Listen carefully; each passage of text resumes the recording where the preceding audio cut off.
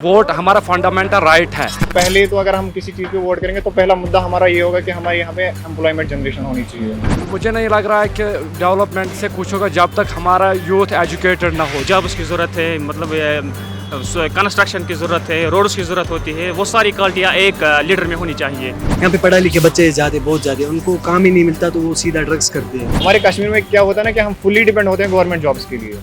हमारे पास private sector बिल्कुल zero है। गवर्नमेंट चाहे तो उनको पहले ड्रग एडिक्शन के बारे में प्रोग्राम अवेयर करे ताकि हमारा जो फ्यूचर है वो बच जाए। हमें वो बंदे पार्टिसिपेट करना चाहिए जो वेल एजुकेटेड हो, किसी के पास एजुकेशन ही नहीं है। कि एम्प्लॉयमेंट रेट बढ़ जाएगी, जो डेवलपमेंट हो जाएगी वो, इसीलिए हम वोट डालते हैं। इन्हीं मुद्दों पे हम वोट करेंगे, एक तो एम्प्लॉयमेंट और development, schools, hospitals and roads, that's all, बाकी कुछ नहीं। असेंबली इलेक्शंस आ रहे हैं जी, you are a first time voter जी आप किन मुद्दों पे कैंडिडेट चूज करेंगे और पार्टी चूज करेंगे अपना कीमती वोट देने से पहले?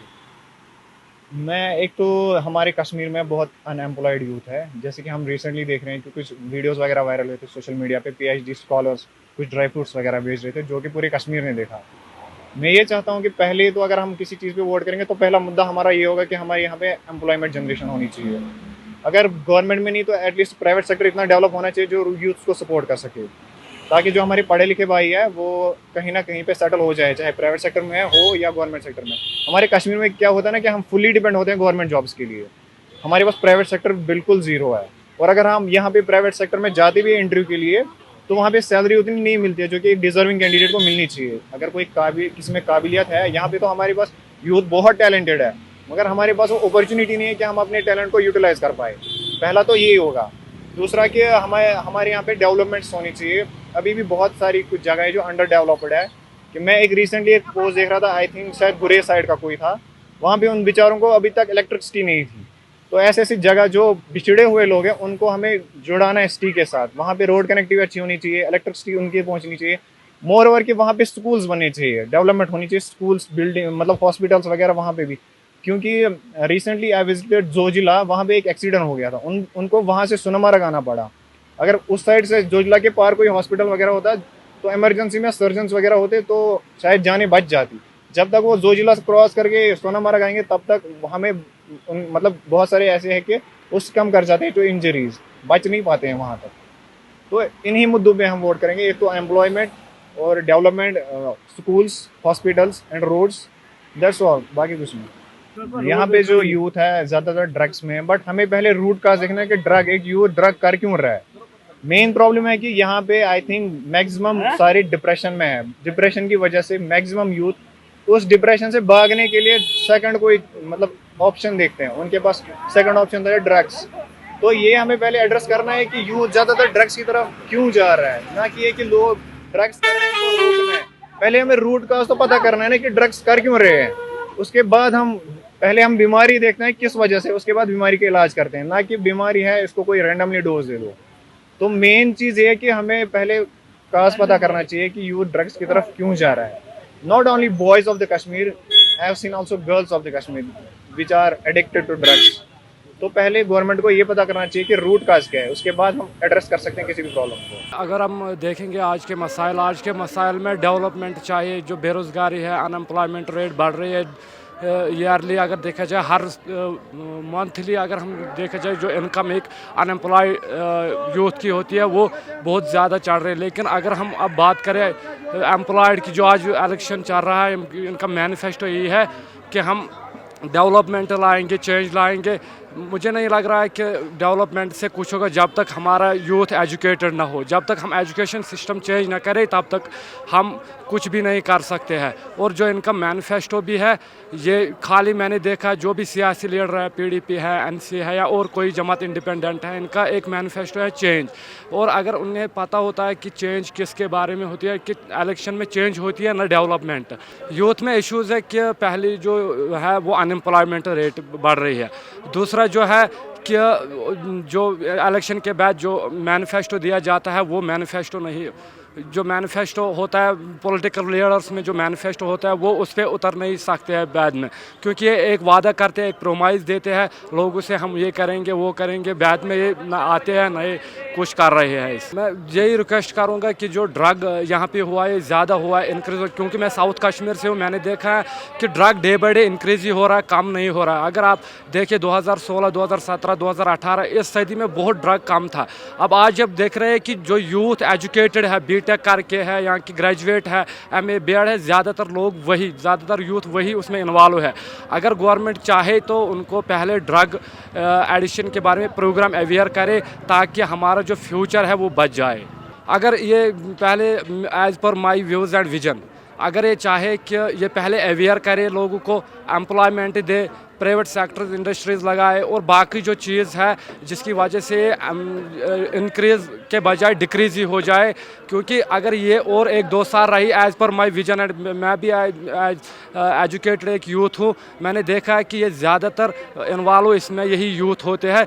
रीज़न भी यही है कि जो हमारे जो सियासी लीडर यहाँ ये प्रोमाइज़ नहीं कर रहे हैं हमारे साथ, यहाँ के उनके पास कोई मसाइल होते हैं, बाद में वो इसके वजह से वो इन्वॉल्व हो जाते हैं। हाँ, अगर मेरा मैनिफेस्टो, अगर मैं वोट डालूंगा, मैंने जो एज़ पर पॉलिटी पढ़ी है इंडियन कॉन्स्टिट्यूशन में कि वोट हमारा फंडामेंटल राइट है और हम डाल सकते हैं एज़ पर, अगर हमें चाहे कि मैं पीडीपी को डालूं, मैं एनसी को डालूं या और इंडिपेंडेंट को ये वोट डालूं, सिलेक्ट करूं, उसके लिए जो मेरा राय है, मैंने अभी तक कभी वोट ही नहीं डाला है।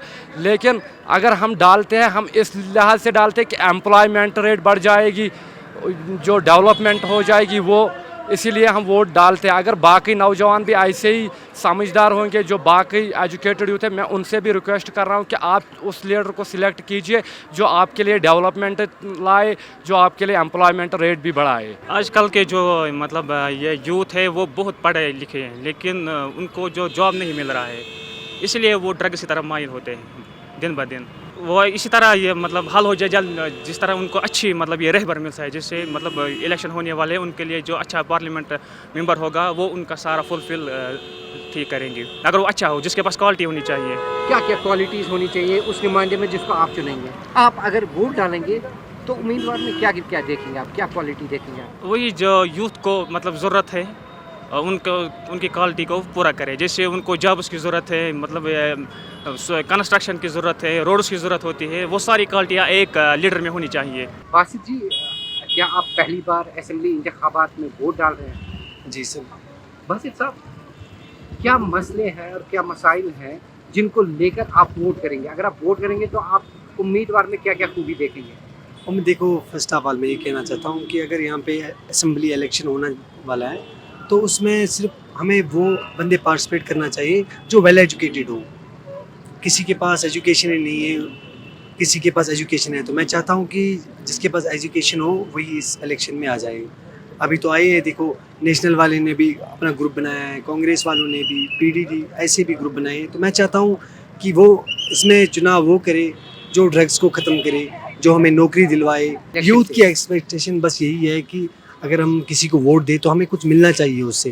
देखो अभी हम परेशान हैं, हालांकि कश्मीर में आप पानी के 10 परेशान हैं, तो हमें वो चीज़ मिलना चाहिए। अभी हम नौकरी के बिना परेशान हैं, तो हमें नौकरी मिलनी चाहिए। बाकी हमें कुछ नहीं है, कोई भी पार्टी जीत ले, बस हमें फ़ायदा मिलना चाहिए उससे। बेरोज़गारी बड़ी वजह है। जब शाम को बच्चे को कुछ मतलब किसी चीज़ का शौक़ हो जाए, वो बोल रहा है मैं खरीद रहा हूँ, जब वो घर में बैठा है, उसे ना कोई काम है, ना पढ़ा लिखा है। यहाँ पे पढ़ा लिखे बच्चे बहुत ज़्यादा, उनको काम ही नहीं मिलता तो वो सीधा ड्रग्स करते हैं। मैं गवर्नमेंट से ही चाह रहा हूँ कि देखो पार्टी ये तो हार जीत तो पता नहीं, अभी कांग्रेस भी है, पीडीडी भी है, नेशनल भी है, पता नहीं कौन जीतेगी, बट मैं चाहता हूँ कि अगर जो भी पार्टी जीत ले, बस हमें उनसे फ़ायदा मिलना चाहिए। एजाज साहब, असेंबली इलेक्शंस होने वाले हैं और आप फर्स्ट टाइम वोटर हैं। जी सर। अगर आप वोट करेंगे तो आपके नुमाइंदे में क्या क्या खूबी होनी चाहिए? जी सर, जो अनएम्प्लॉयमेंट को ख़त्म करेंगे, जो रोज़गार दे देंगे और जो महंगाई ख़त्म करेंगे, जो गांधरबल के लिए बेहतरीन होगा, हम उसी को वोट देने के लिए तैयार हैं। जी सर, अब ना हम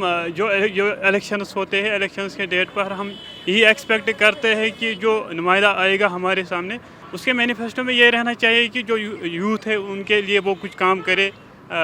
जैसे कि आज के दौर में अगर हम देखेंगे एम्प्लॉयमेंट क्राइसिस बहुत ज़्यादा है, तो अगर कोई कभी कभार ये एम्प्लॉयमेंट ड्राइव पिछले मंथ्स में उन्होंने की भी है, तो दे वर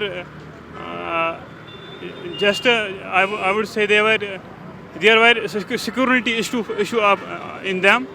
सो सर हम यही एक्सपेक्ट करते हैं कि जो हम नुमाइंदा चुन के लाएंगे वो अपने पक्ष को अच्छे तरीके से रखे, तो जो भी एम्प्लॉयमेंट ड्राइव वो करेंगे तो वो एक फेयर तरीके से करेंगे, और जिन भी डिपार्टमेंट्स में जो वैकेंसीज़ है वो सारी वो फुलफ़िल करे। सर अगर हम देखेंगे तो स्टूडेंट्स जो है डिप्रेशन के शिकार होते हैं, क्योंकि वो ग्रेजुएशन के बाद उनको जो है वसाइल मुहैया नहीं रहते हैं। जैसे कि अगर हम देखेंगे कि एम्प्लॉयमेंट उसका अगर हम देखेंगे स्टूडेंट्स को बहुत सारी अपॉर्चुनिटीज़ नहीं रहती है। अगर किसी स्टूडेंट ने ग्रेजुएशन किया या पीजी किया तो उसको कुछ मिलना चाहिए, रोज़गार के तौर पर उसको कुछ एम्प्लॉयमेंट मिलना चाहिए। लेकिन आजकल अगर हम देखेंगे तो स्टूडेंट्स को अब्रॉड जाना पड़ता है फिर उसके बाद एम्प्लॉयमेंट के लिए, तो it has lot of effect on society. Sir assembly election में फर्स्ट टाइम वोट डाल रहा हूँ, तो हम यही एक्सपेक्ट करेंगे कि जो नुमाइंदे हम चुन के लाएंगे वो आवाम को रिप्रेजेंट करेंगे, वो आवाम की बात को आगे पहुँचाएंगे गवर्नमेंट तक, वो यूथ्स के लिए ओवरऑल सोसाइटी के लिए बेनिफिट्स वसाइल जो है अच्छी तरीके से एक्सप्लॉइट होने चाहिए आवाम के लिए। तो सर हम यही एक्सपेक्ट करते हैं sir. For first-time voters, drug abuse and unemployment remain two major issues that need immediate attention.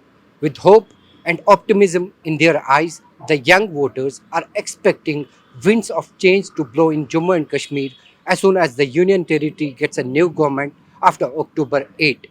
In Srinagar, Izhar Ali for One India. Don't miss out. Log on to oneindia.com for more updates.